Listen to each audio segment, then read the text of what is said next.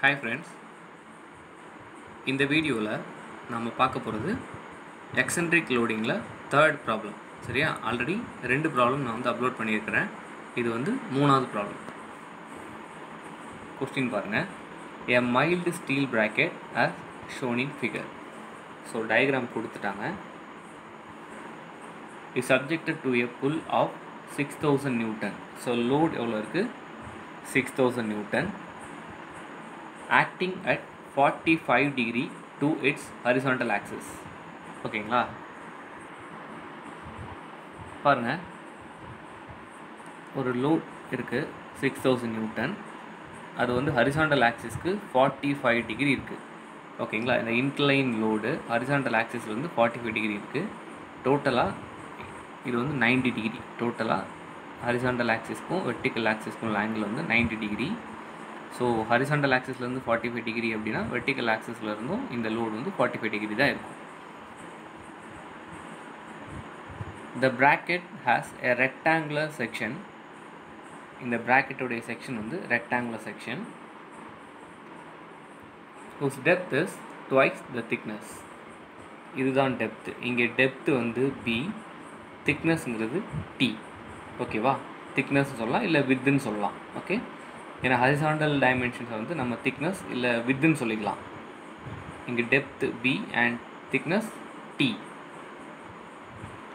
இந்த width b வந்து 2 times of திக்னஸாக இருக்குது. So b is equal to 2 into tன்னு எழுதிக்கலாம். ஓகேவா? அடுத்து find the cross sectional dimensions of the bracket. இந்த டைமென்ஷன், இந்த ப்ராக்கெட்டுடைய கிராஸ் செக்ஷனல் டைமென்ஷன் தான் நீங்கள் கால்குலேட் பண்ணணும். கிராஸ் செக்ஷன் டைமென்ஷன்னா b அண்ட் t தான். Width b and thickness t தான். If the permissible stress in the material of the bracket is limited to 60 MPa, அதாவது இந்த ப்ராக்கெட்டில் ஆக்ட் ஆகிற பெர்மிசிபிள் ஸ்ட்ரெஸ், அதாவது டோட்டல் ஸ்ட்ரெஸ்ஸோடைய வேல்யூ கொஸ்டினில் கொடுத்துட்டாங்க. அது வந்து 60 MPa, 60 Newton/mm². இப்போ டேட்டாஸ் எல்லாமே இந்த டயக்ராமில் வந்து நம்ம எழுதிக்கலாம். முதல்ல லோடு இருக்குது. Load P is equal to 6000 Newton. So P is equal to 6000 Newton and theta is equal to 45 degree. இந்த ஹரிசாண்டல் ஆக்சிஸ்லேருந்து இந்த லோட் ஆக்ட் ஆகிற ஆங்கிள் வந்து 45 degree. And depth B is twice the thickness அப்படின்னு கொடுத்துருக்காங்க. So depth B is equal to 2 into thickness T. So B is equal to 2Tன்னு எடுத்துக்கலாம். தென் total stress R permissible stress value கொஸ்டினில் கொடுத்துருக்காங்க 60 MPa, அதாவது 60 Newton/mm². எவ்வளோ datas தான் கொஸ்டினில் கொடுத்துருக்காங்க. ஓகேங்களா? இப்போ பாருங்கள், இது வந்து எக்ஸென்ட்ரிக் லோடிங் அப்படின்னு நீங்கள் எப்படி கண்டுபிடிப்பீங்க பாரு. இதில் வந்து 2 டைப் ஆஃப் 2 எக்ஸென்ட்ரிசிட்டி வேல்யூஸ் இருக்குது. என்னெல்லாம்? இப்போ லோடு வந்து ஹரிசாண்டலாக ஆக்ட் ஆகுது. பாருங்கள், முதல்ல வந்து லோட் கொஸ்டினில் கொடுத்துருக்கிற லோடு இன்க்ளைண்டாக இருக்குது. ஒரு இன்க்ளைன் லோடு இருந்துச்சு அப்படின்னா, நீங்கள் இன்ஜினியரிங் மெக்கானிக்ஸ்லாம் ஃபோர்ஸை ரிசால்வ் பண்ணியிருப்போம். ஒரு இன்க்ளைண்டாக ஒரு ஃபோர்ஸ் ஆக்ட் ஆச்சு அப்படின்னா அது வந்து ஹரிசாண்டலாகவும் ரிசால்வ் பண்ணணும், வெர்டிக்கலாகவும் இருக்கும். ஒரு இன்க்ளைன் ஃபோர்ஸுக்கு ஹரிசாண்டல் காம்போனண்ட்டும் இருக்கும், வெர்டிக்கல் காம்போனண்ட்டும் இருக்கும். ஓகேங்களா? இப்போ நீங்கள் ஹரிசாண்டல் லோடை கன்சிடர் பண்ணீங்க அப்படின்னா, லோடு ஹரிசாண்டலாக கன்சிடர் பண்ணும்போது எக்ஸென்ட்ரிசிட்டி வந்து வெர்டிக்கலாக இருக்கும். இப்போ ஹரிசாண்டல் லோடை நீங்கள் கன்சிடர் பண்ணிங்கன்னா அதோடைய எக்ஸென்ட்ரிசிட்டி வந்து இந்த சென்ட்ராய்டல் ஆக்சிஸில் வந்து 75 mm தள்ளி இருக்கும். அப்போ இது ஒரு எக்ஸென்ட்ரிசிட்டி வேல்யூ. ஹரிசாண்டல் லோடை கன்சிடர் பண்ணிங்கன்னா eccentricity E is equal to 75 mm இருக்கும். ஓகேவா? அடுத்து வெர்டிக்கல் லோடை கன்சிடர் பண்ணிங்கன்னா, இப்போ லோட் வெர்டிக்கலாக இருந்துச்சு அப்படின்னா எக்ஸென்ட்ரிசிட்டி வந்து ஹரிசாண்டலாக இருக்குது. ஓகேவா? இந்த லோட் PV, அதாவது வெர்டிக்கல் லோடை கன்சிடர் பண்ணும்போது இதோடைய எக்ஸென்ட்ரிசிட்டி E வேல்யூ வந்து 130 mm இருக்கும். இங்கே 2 எக்ஸென்ட்ரிசிட்டி வேல்யூ இருக்குது. சரியா? பாருங்கள், இதில் வந்து கால்குலேட் பண்ண வேண்டியது cross sectional dimensions of the bracket, that is B and T. முதல்ல இந்த இன்க்ளைன் லோடை வந்து ஹரிசாண்டலாக ரிசால்வ் பண்ணலாம். ஓகேவா? இந்த இன்க்ளைன் லோடுக்கு ஹரிசாண்டல் காம்போனண்ட் எப்படி இருக்குது அப்படிங்கிறத முதல்ல கால்குலேட் பண்ணுங்கள். ஹரிசாண்டல் லோட் PH கால்குலேட் பண்ணுங்கள்.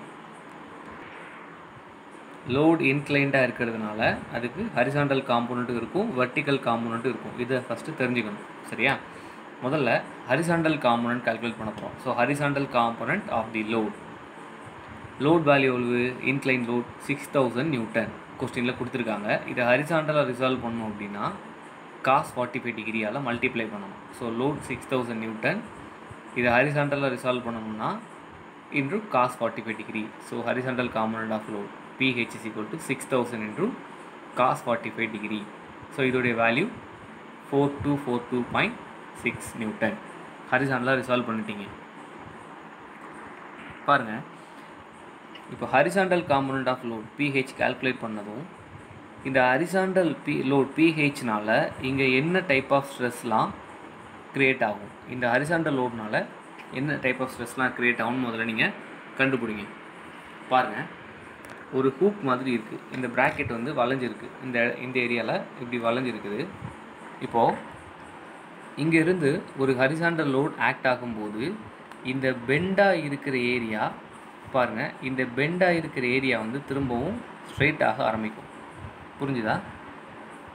இந்த ஹரிசாண்டல் லோட் இங்கே ஆக்ட் ஆகும்போது இந்த பெண்டாக இருக்கிற ஏரியா வந்து இந்த பெண்டாக இருக்குல்ல, இந்த ஏரியா மட்டும் என்ன ஆகும் அப்படின்னா ஸ்ட்ரெயிட்டாக ஆரம்பிக்கும்.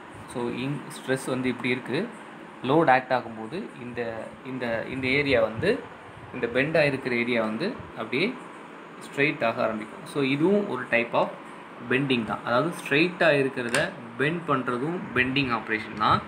பெண்டாக இருக்கிறத ஸ்ட்ரெயிட் பண்ணுறதும் அங்கே வந்து பெண்டிங் ஸ்ட்ரெஸ் தான் க்ரியேட் ஆகும். சரிங்களா? பாருங்கள், இப்போது PHனால் என்ன டைப் ஆஃப் ஸ்ட்ரெஸ் இருக்கும்? பெண்டிங் ஸ்ட்ரெஸ் மட்டும்தான் இங்கே க்ரியேட் ஆகும். ஸோ இங்கே bending stress due to horizontal component of load, அதாவது ஹரிசாண்டல் காம்பனண்ட் ஆஃப் லோட்னால ஹரிசாண்டல் லோட்னால பெண்டிங் ஸ்ட்ரெஸ் மட்டும்தான் இங்கே இருக்கும் அப்படின்னு எழுதிக்கலாம். ஸோ அந்த பெண்டிங் ஸ்ட்ரெஸ் கால்குலேட் பண்ணுற formula sigma B is equal to MB/Z தான் ஃபார்முலா. இது ஹரிசாண்டல் லோட் அப்படிங்கிறதுனால சிக்மா BH, அதாவது bending stress due to horizontal load sigma BH is equal to MBH divided by section modulus. இதில் வந்து முதல்ல MBH calculate பண்ணுங்கள். MBH அப்படிங்கிறது bending moment due to horizontal load. MBH is equal to, இப்போ horizontal load தான் நம்ம consider பண்ணியிருக்கிறோம். இந்த ஹரிசாண்டல் லோடுக்கு பெண்டிங் மூமெண்ட் கால்குலேட் பண்ணும்போது லோட் இன்ட்ரூ இல்லை பெண்டிங் மூமெண்ட்டுடைய ஃபார்முலா லோட் இன்ட்ரூ எக்ஸென்ட்ரிசிட்டி, அதாவது P/E தான் ஃபார்முலா. சரியா? இப்போ ஹரிசாண்டல் லோட் அப்படிங்கும்போது லோடு ஹரிசாண்டலாக இருக்கும்போது நீங்கள் இங்கே டிஸ்டன்ஸ் வந்து வெர்டிகலாக எடுத்துக்கோங்க.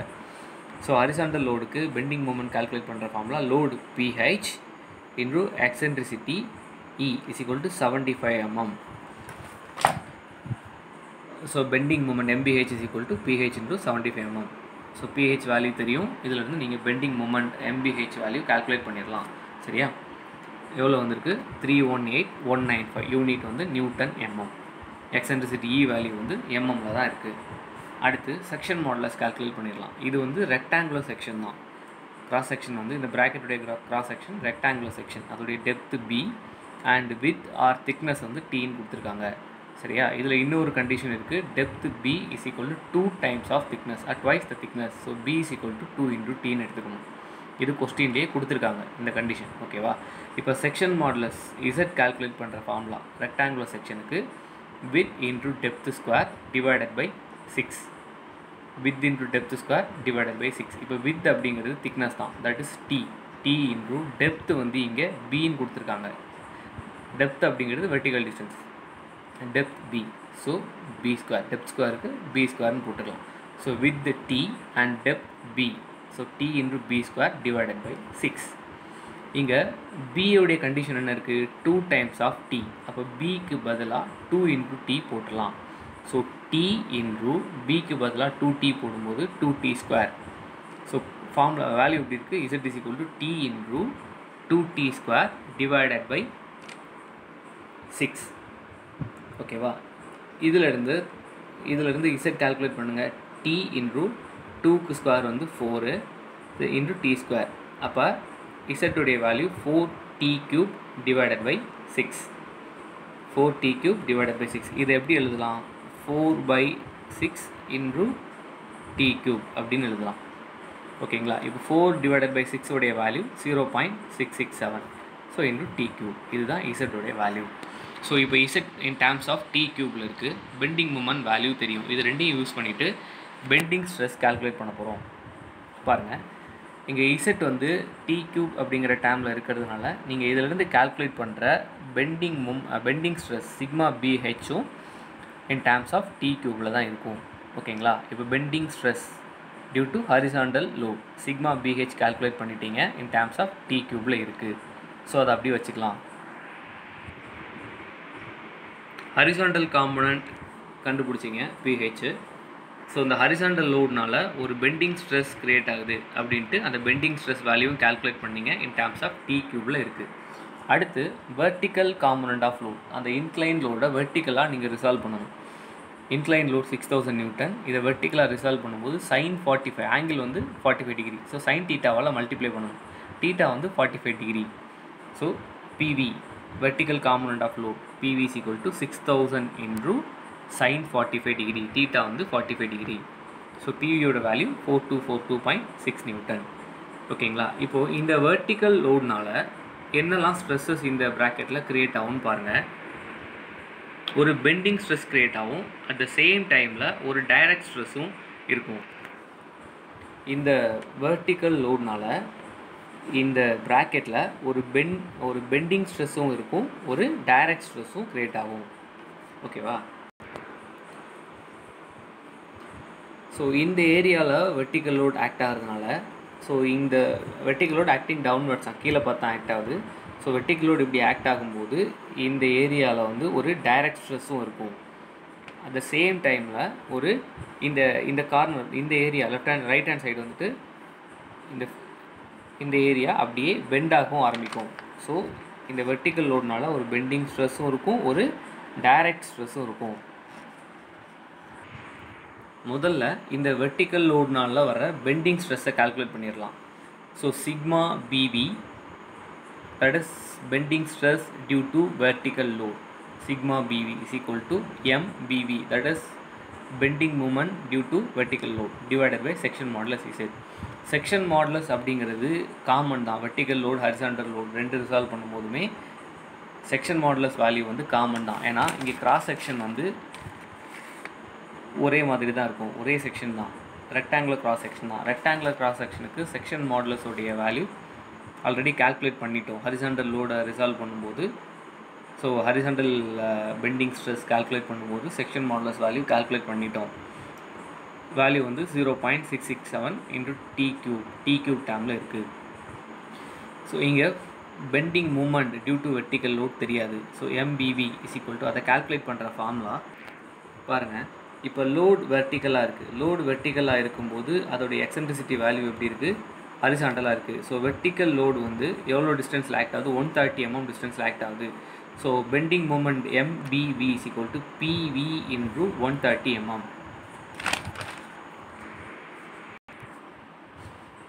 PV into 130 mm. இதிலிருந்து PV வேல்யூ உங்களுக்கு தெரியும் 4242.6. இதிலிருந்து bending moment due to vertical load calculate பண்ணிடலாம். 551538 நியூட்டன் mm.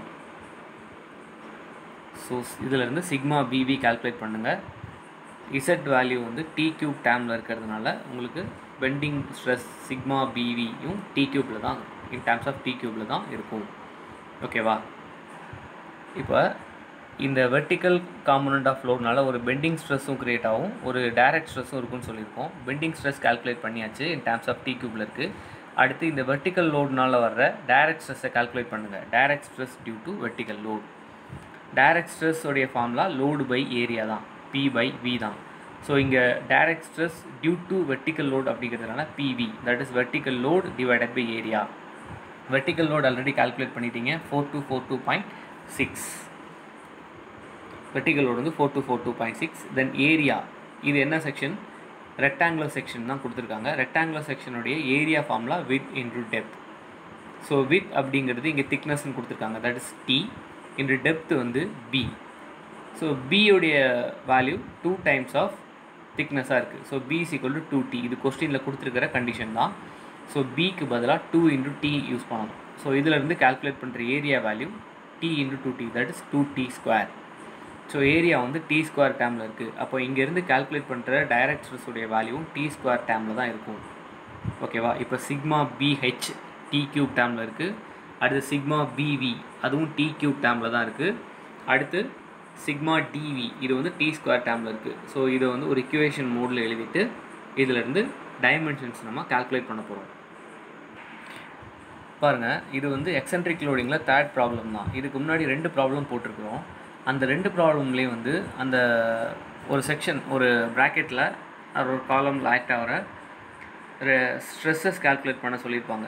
சென்ட்ராய்டல் ஆக்சிஸ்க்கு ரைட் சைட்லேயும் லெஃப்ட் சைட்லேயும் ஆக்ட் ஆகிற ஸ்ட்ரெஸ்ஸஸ்.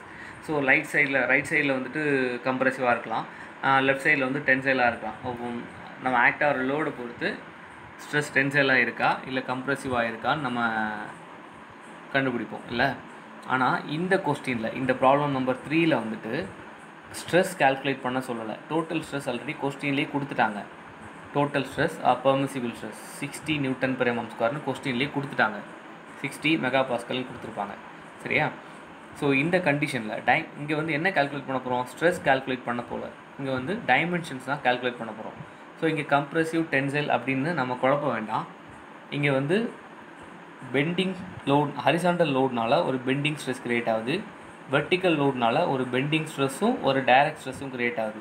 ஸோ இங்கே மொத்தம் ஹரிசாண்டலில் ஒரு பெண்டிங் ஸ்ட்ரெஸ், வெர்டிக்கலில் டைரக்ட் அண்ட் பெண்டிங், அது 3ஐயும் டைரெக்டாகவே ஆட் பண்ணிடலாம்.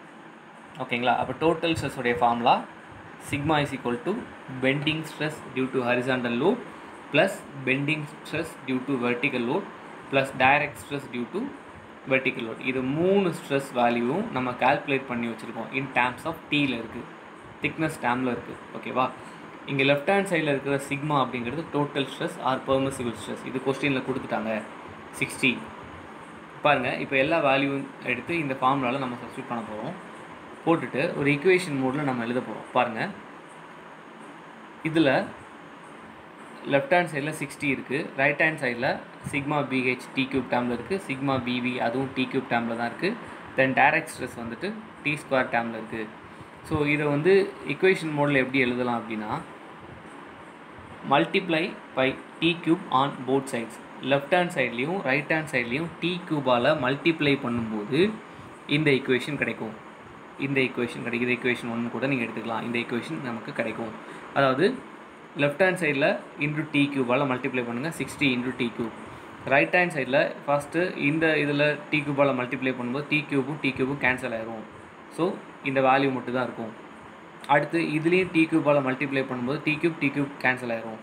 அடுத்து இங்கே டி கியூபால் மல்டிப்ளை பண்ணும்போது கீழே டி ஸ்கொயர் இருக்குது, மேலே டி கியூப் இருக்கும். அப்போ இங்கே டி மட்டும் இருக்கும். ஸோ 2121.3 இன்டூ டி கிடைக்கும். ஓகேவா? அதாவது multiply by T cube on both sides. அப்போ இந்த ஈக்குவேஷன் நமக்கு கிடைக்கும். ஸோ இந்த ஈக்குவேஷன்லேருந்து பாருங்கள், இது ரெண்டையும் டேரெக்டாக நம்ம ஆட் பண்ணிடலாம். இது ரெண்டும் வேல்யூஸ் தான். இது டேரெக்டாகவே இன் டேர்ம்ஸ் ஆஃப் டி எதுவும் இல்லை, டேரெக்டாகவே இது ரெண்டையும் ஆட் பண்ணிடலாம். ஆட் பண்ணி எழுதிட்டோம். சரியா? அடுத்து இந்த 60 இன்டூ டி கியூப் இதை ரைட் ஹேண்ட் சைடில் கொண்டு வரோம். இது பாசிட்டிவ் வேல்யூ. ஸோ இதை ரைட் ஹேண்ட் சைடில் கொண்டு வரும்போது -60 இன்டூ டி கியூபாக மாறும். -60 into D cube plus 1303947.57 plus 2121.3 into t is equal to 0. ஓகேவா? இதை ஈக்குவேஷன் மோடில் ஆர்டர் படி எழுதலாம். முதல்ல t cube term -60 into D cube. அடுத்து டி ஸ்கொயர் டேம் இருக்கா பாருங்கள், டி ஸ்கொயர் டேம் இல்லை, ஸோ அதை விட்டுடலாம். அடுத்து டி டேம் இருக்கா பாருங்கள், 2121.3 இன்டூ டி ப்ளஸ் அடுத்து constant value 1303947.57 is equal to 0. இதை வந்து கால்குலேட்டரில் ஈக்குவேஷன் மோடை யூஸ் பண்ணிவிட்டு நம்ம கால்குலேட் பண்ண போகிறோம். எப்படி கால்குலேட் பண்ணணும்னு நான் சொல்லித்தரேன். இந்த ஈக்குவேஷன் மோடில் இருக்கிறத இந்த equation mode -60 into D cube plus 2121.3 t plus 1303947.57 is equal to 0. இந்த ஈக்குவேஷன் மோடில் இருக்கிறதுலேருந்து இந்த ஈக்குவேஷன் மோட்லேருந்து திக்னஸ் டி நம்ம எப்படி கால்குலேட் பண்ணுறோன்னு பார்க்கலாம். இப்போ கால்குலேட்டர் எடுத்துக்கோங்க. முதல்ல அதில் மோடுன்னு ஒன்று இருக்கும். இந்த மோடை ப்ரெஸ் பண்ணிக்கோங்க. மோடை இன்னொரு வாட்டி ப்ரெஸ் பண்ணுங்கள். தென் தேர்ட் டைம் ப்ரெஸ் பண்ணுங்கள். ஈக்குவேஷன் இருக்குது. ஸோ இது வந்து ஈக்குவேஷன் ஃபார்மேட்டில் தான் இருக்குது. ஸோ ஈக்குவேஷன்னா 1. ஓகேவா? ஸோ இப்போது 1 ப்ரெஸ் பண்ணிக்கோங்க. ஈக்குவேஷன் 1 தான். ஸோ 1 ப்ரெஸ் பண்ணிட்டேன்.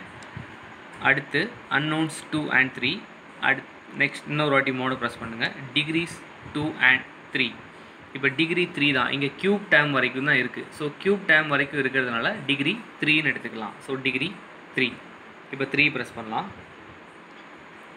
முதல்ல ஏ டேட்டா கேட்குது. ஏ அப்படிங்கிறது வந்து க்யூப் டேர்மில் இருக்குல்ல, அதுதான்.